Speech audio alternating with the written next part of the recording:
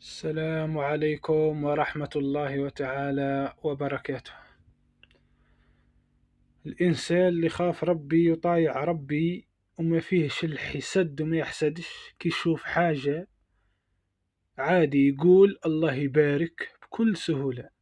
بصح الحاسود اللي يحسد والله ما يقولها بكل سهولة وما يقولهاش، وتجيه صعيبة به يقول الله يبارك. والله قد جيه صعيبة، أني نحلف تجيه صعيبة به يقول الله يبارك على ذيك الحاجة اللي راها عند السيد ذاك. بصح اللي خاف ربي والله قد جيه ساهل، الله يبارك، الله يزيدو، الله يعطيلو أكثر من راح عطيلو، يعني تجيه ساهل يولي يقول فيها نورمال به، ما يحسدش، ما عندوش الحسد في قلبه. بصح اللي عنده الحسد والعياذ بالله راه ما يقدرش يقول ذي كلمة الله يبارك، واللي ما يحسدش راه يقولها بكل سهولة الله يبارك.